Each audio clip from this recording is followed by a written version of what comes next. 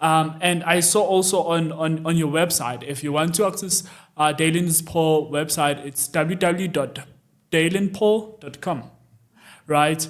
And you'll see there's like a whole work that you did with like fees must fall, right? And as far as not funding some student, defunding other students, what was your the atmosphere of you teaching hustlers how to hustle, and now fees must fall comes into play?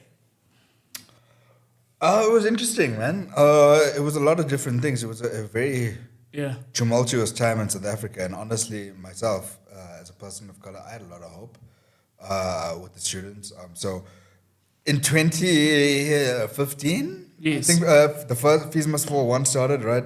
And at that stage, after James had kind of met me and liked my work and stuff, I was stringing for them, so I was getting work from time to time on Sunday times. And because he knew that I knew Grahamstown slash Yes. Makana, Yeah. because I'd been a student there myself. When the protests started kicking off, they had teams in different parts of the country. So there was a Cape Town team, there was a KZN team, Joburg teams, whatever, right? Yeah. And they sent me with another reporter to cover the Eastern Cape, specifically Makana, Grahamstown, and East London, right? So it was really interesting for me to go back to the campus where I had been a student and to see these protests happening, because Fees Must Fall wasn't just about the fees. It was about a lot of things that I think students of color felt about being in these academic spaces that, let's be honest, were not designed for us, right? And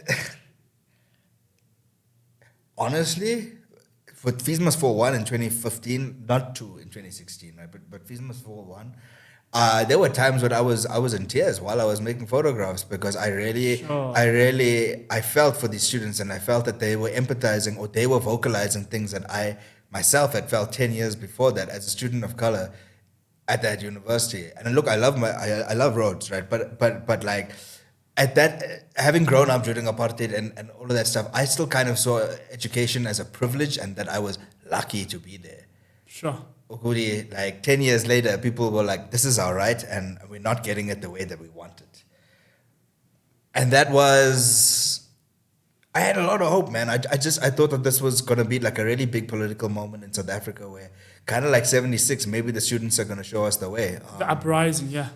Yeah, unfortunately, with a lot of the male student leaders, and not just in the Eastern Cape, but I saw this even here in Joburg, a lot of them got caught up in the cult of personality, and like a lot of them were drunk and whatever during the protests, and that just really like undermined it. And you found that a lot of the sisters were actually the ones that were organizing and keeping people disciplined and galvanized. So there was that. Fees Must Fall the next year, 2016, was very different. And I think by that stage, there'd been some sort of political infiltration or whatever, because people were looking.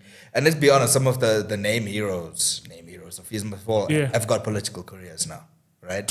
Most They of do. them. Most of Yeah, them. Most right? of them. So I think people were starting to think about it in that way or whatever, and start playing their long game. And for me, 2016's protests were a lot more cynical and not really about the issues at hand.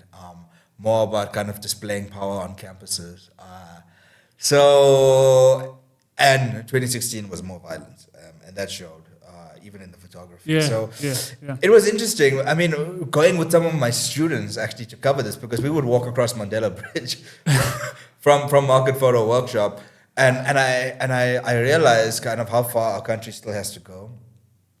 At one particular moment, just around the corner from here,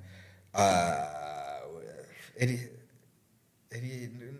not far from 87 to Korte, Yeah. there was a police Casper Nyala that was riding around, and the cops were doing drive-bys with their rubber bullet shotguns. So they're just poking the shotguns out the street. those circular windows, Oh, right? yes, And yes. then shooting right at who they thought were students. But this is the reality of South Africa. It was that I had students in my class that were white. I had students in my class that were black, right?